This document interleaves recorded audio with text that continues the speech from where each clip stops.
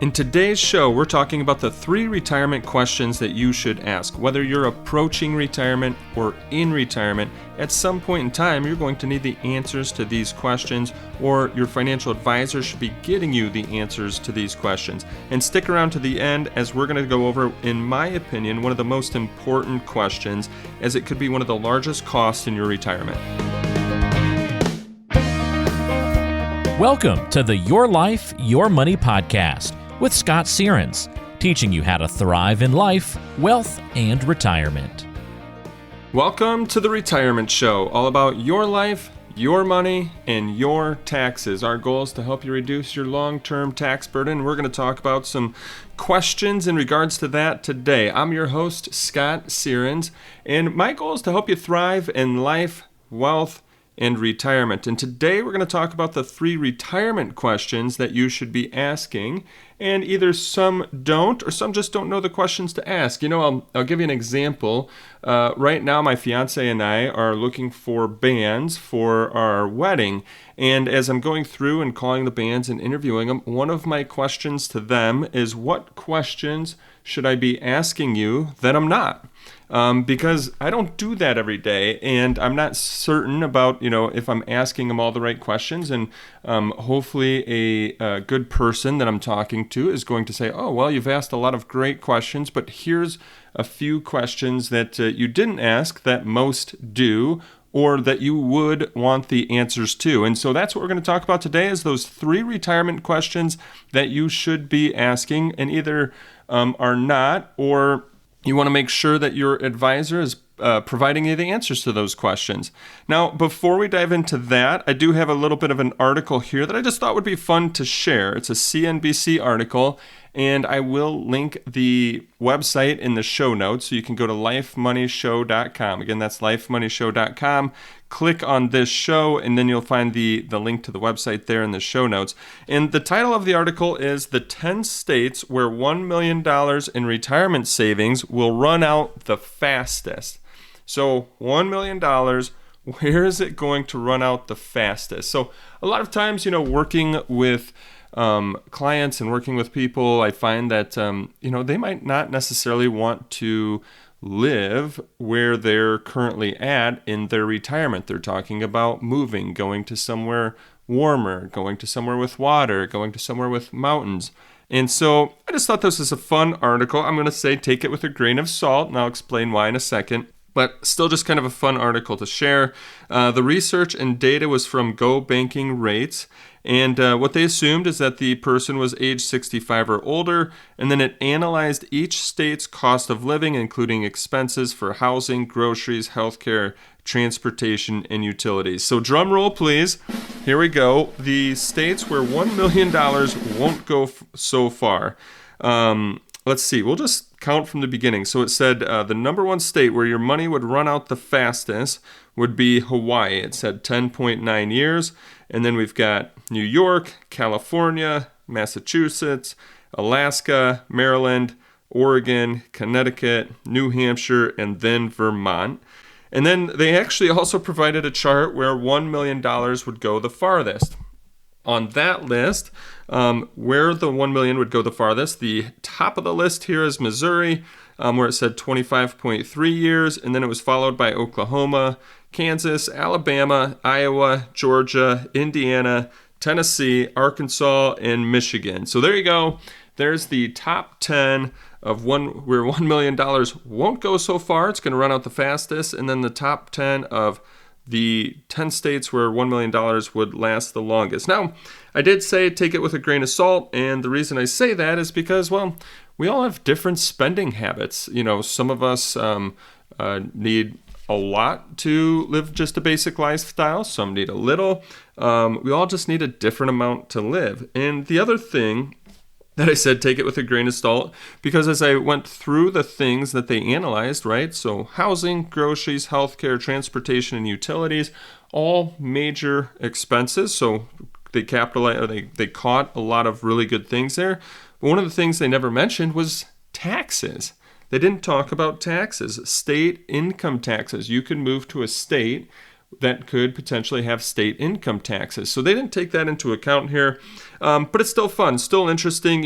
If you were to think about moving, if you're going to look at a different state to live in, I think this is all really important to take into account. Take into account the state's cost of living, how much those housing, groceries, healthcare, transportation, utilities might be, but also don't forget to look at taxes in that state, what the income taxes could be, the property taxes. And I get it, there's also the financial standpoint, which that's what I'm talking about. But I also want to urge you to always also think about that lifestyle standpoint. Where do you want to be? If you want to be where it's cold, great, go where it's cold. If you want to be where it's warm and there's heat and there's sun, go there. If you want mountains, go there. If you want water, go there. Just make sure that you can, financially afford it based on what you saved up. If so, great. I'll always say, hey, do what's most important to you. So again, go to lifemoneyshow.com if you want to see the full article and the 2 charts. And in each of the charts, it actually gave for each of the states, the 10 where it won't go so far and the 10 where it go the farthest. It gave years listed next to each of those states. So if you want to see the years listed, you can go to lifemoneyshow.com and we'll have a link to the article there. Okay, let's get on to our main topic today. Our main topic is the 3 retirement questions that you should be asking. At some point in time, you're going to need the answers to these questions, or your advisor should be getting you the answers to these questions. We get a ton of questions when people come in to talk to us about their retirement, but I look at these as 3 important questions that you definitely want to make sure that you get the answers to. And stick around to the end for the last question, as it is the item that might cost you the most in your retirement, which could be or might not be a surprise to you. So here we go, starting with question number 1. To me, one of the most important questions in my opinion here. And the question is, how much can I withdraw from my savings each year? I know you might think, wow, that's a pretty basic question, but I'll tell you what, you could be surprised. A lot of times, folks either aren't asking this question or they're not getting the answer to this question because they're working with somebody that's just focused on their investments. But when it comes to retirement and it comes to your retirement savings, you have 2 options. You can spend it and enjoy it, or you can give it away. And I know what you're thinking, well, wait a second.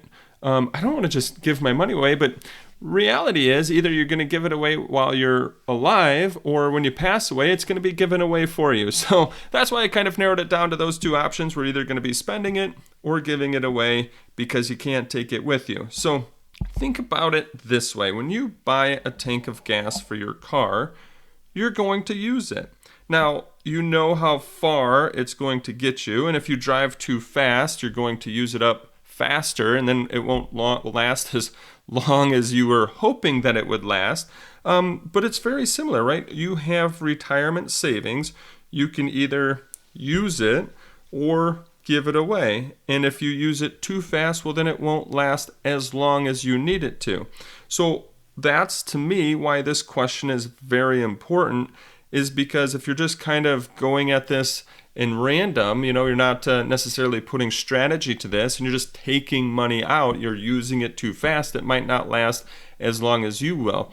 And so you want to ask that question, how much can I withdraw from my retirement savings each and every year? You can also rephrase it as, how much can you take out and how long will it last? And your advisor should answer this question or have an answer to this question. For example, all of our clients walk out with an income guardrails plan. And what that is it's answering the question of, here's our recommended amount that they can take out from their retirement savings.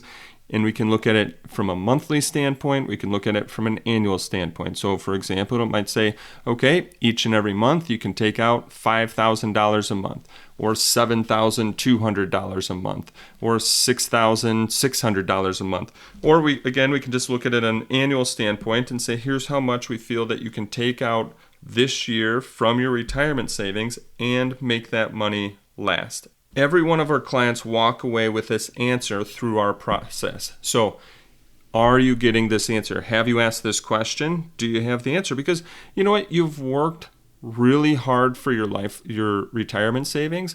So you should enjoy it. You should know what the answer is because you want to go out and enjoy what you've worked so hard to save. Now, I'd also recommend taking this one step further and asking the question, when do I need to make adjustments? Meaning, if the market were to go down, when would you need to make an adjustment down? Not shut off the faucet, not totally turn it off, but just when might you need to make a slight reduction to how much you can take out of your retirement savings? And then also on the positive side, you should be asking that question, just taking this one step further, when can you spend more? And that's why we call it the Retirement Guardrails Plan, because we have our first number, which is this is the number that we feel like you can take out and make the money last. But then we also have the guardrails. There's a lower guardrail, meaning if the account values, because of the market, and nobody has control over the market, but if the account values hit a certain guardrail, meaning the account values go past a certain point, well then we're taking a slight reduction while the market's down, right? Just a slight reduction from that income. But then also knowing as the market builds back up and bounces back up, as history has shown us, then when we can increase that income in the future. So first question, how much can you take out? And then I would recommend taking it one step further, knowing when you need to make adjustments, whether that be a decrease, but also saying, hey, when can I spend more? Here's why I feel, in my opinion and in my experience, why this question is so important. Because you've spent a lifetime saving money. And a lot of times savers have a very tough time being spenders. It's not how you think. It's not natural to you. Your natural habits are to save money. And so if you have a system in place, it gives you that freedom to be able to use it, to spend it. And, you know, I've found whether somebody's saved $1 million, $2 million, $3 million or more, a natural saver, even if they have $3 million saved up, has a very tough time becoming a spender. So having your income guardrails plan and system in place can help give your mind that ability to be able to spend and utilize your retirement savings, because now you have those guardrails, you have a system, you have a plan to be able to spend it, but also know where you might need to make your adjustments. I'm just giving you that from experience, from working with retirees, working with a lot of savers. It is very tough to switch over to that mentality to spend what you've worked so hard to save. So put a system in place, put a plan in place, and it'll help. But back to our number one question here, in no particular order, but a very important question, is having that answer to the question of how much can you withdraw from your retirement savings each year. Okay, with that, let's move on to question number 2. Question number 2 you should be asking, and I guess this wouldn't apply to everyone, but if you do have this, you want to be asking the question, is should I still have life insurance when I'm retired? I find that people can become very emotionally tied to life insurance. I find sometimes that they can also just forget that they are paying for it, or they are paying for it, but they forget kind of that they have it, or it just becomes part of their natural habits to pay for it. So I think a really good question to go through is, should you still have life insurance when you're retired? And I'm going to use a little bit of analogy here to help answer this question. Recently, my mother had knee replacement surgery. Now, when her knee replacement surgery was done, she first needed a walker to help her walk, and then she moved on to a cane. So, she needed knee replacement surgery. She was going through a time where she had to build things back up. And as she went through physical therapy, she no longer needed the walker. She went from the walker to the cane. As she continued through physical therapy, she then no longer needed the cane. She was doing a great job, and she was back up on her feet. She didn't need them anymore. But if she were to fail to do the physical therapy, she's failed to, get her knee better where she could just walk on it on her own again, well, then she might need these items. So why do I bring these analogies up? Well, I just want you to think about your life. And if you've done what you were hoping to do, which is build up your retirement savings through your working years, then when you get to retirement, if you've built up your retirement savings, you may no longer need that life insurance. If you look at your plan, and if either spouse were to pass away, would the other spouse just be okay based on the retirement savings that was saved up? Now, if you did not build up your retirement savings, kind of like if my mother didn't go through physical therapy and didn't get her knee better, well, then she would maybe still need the walker. She would maybe still need the cane. And that's kind of what I'm going to here in this analogy, is that if you didn't build up that retirement savings and you look at the plan and there's not enough saved up, and if one spouse were to pass away, well, then the other spouse would, be in a tough spot because they wouldn't have enough income to maintain their lifestyle. Well, then you might still need that life insurance. But if you have saved up enough, you did that physical therapy, you built up that retirement savings, and you're in a really healthy spot, well, then there is no reason for that life insurance in your retirement. But I find a lot of times people can become emotionally tied to it because they've paid into it for years, and they're like, wait, I'd rather just keep paying because I've paid into this for years. Why should I just, terminate it now or surrender it now? And I'll tell you what, everybody's situation is unique and different, but I still think it's a question that you need to ask, that you should be going through with your advisor, and somebody that's really going to, help you go through an analogy like this to say, okay, but do you really need it? Or help you look at your plan to say, well, you're financially healthy. You've done all the physical therapy that you needed to throughout your life. You've built up your retirement savings to where it's at today.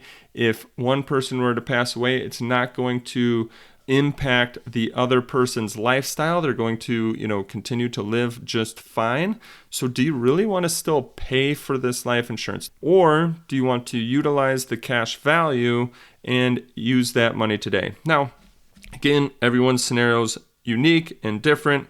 I think, and hopefully you're gaining from this, is to go and ask and talk to your financial professional about this question and have some really good dialogue and conversation around it to determine, is it still the right fit for you? And hey, if you're still paying premiums, maybe it's a good way that you could save some money in your retirement. Okay, let's move on. Question number 3. How much are my tax-deferred savings going to cost me in taxes? A lot of people haven't considered the fact that a portion of the money that they've saved, only a portion of the money that they've saved, actually belongs to them. Here's what I mean. Let's just say you've saved $2 million in a 401k, 403b, 457. You can also, put in what you've actually saved, but let's just say you've saved $2 million in one of those types of accounts. Well, you might really only own 1.8 million or 1.5 million or 1.6 million or more or less. And the reason being is because of that nasty little word called taxes. That's right. If you've got money in one of those tax-deferred accounts, an IRA, 401k, 403b, or 457, you don't actually own what you see on your statement. Now, what you'll keep is dependent on whether or not you're taking control over your taxes or if you're going to let the IRS take control over your tax plan.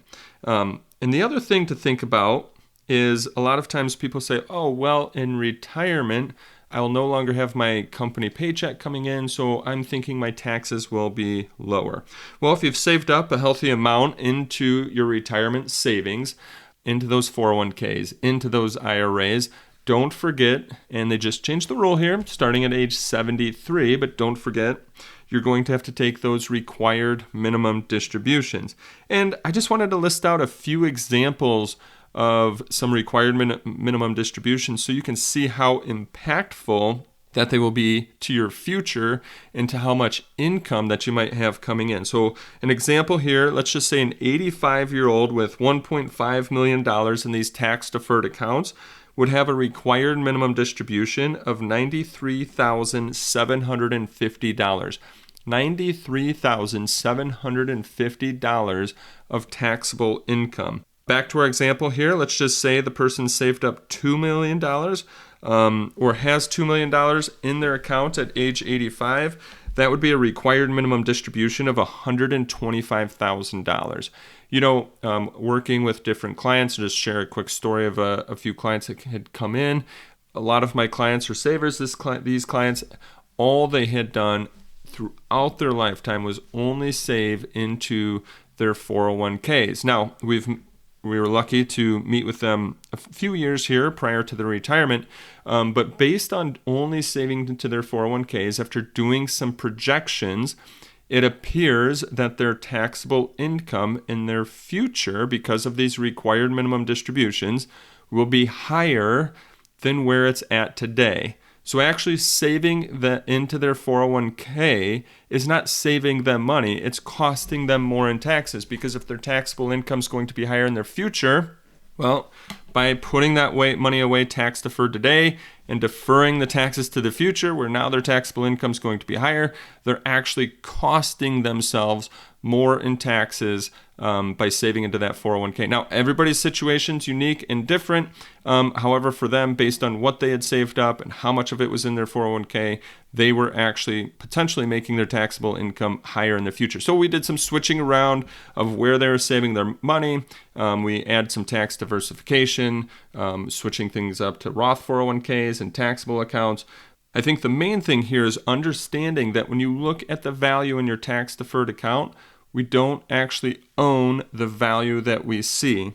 And it's all going to be based upon how you manage your future. And so, like I was talking with those clients, one of the things that you want to make sure that you have in place is a tax plan. Taking a look at how much you're going to pay each and every year in taxes, and then putting together a strategy to help you reduce that amount, keeping more of your hard-earned retirement savings with you versus giving it to the IRS. Each and every year with our clients, we go through year-end planning and tax strategy meetings to do just that.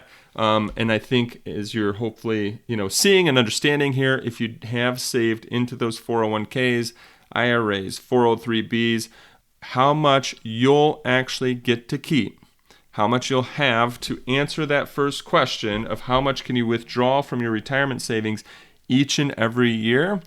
A big factor in that will be how well you've managed your tax plan.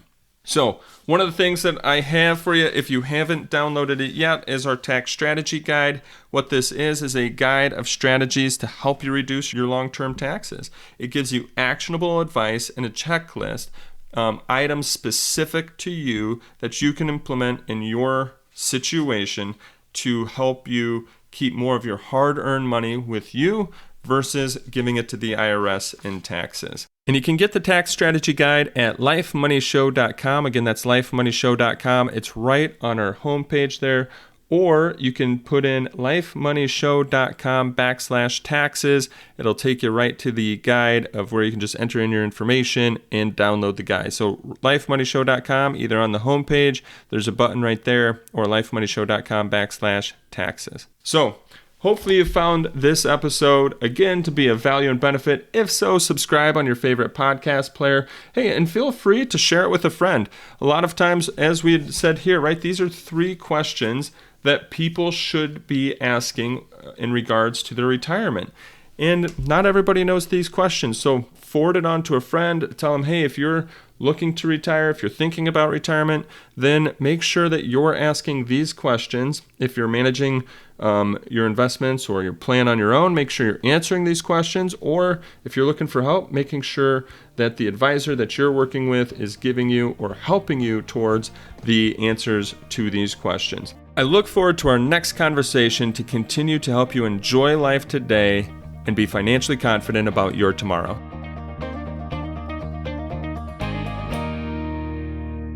Investment advisory services made available through AE Wealth Management, LLC, AEWM. AEWM and Sierens Financial Group, Inc. are not affiliated companies.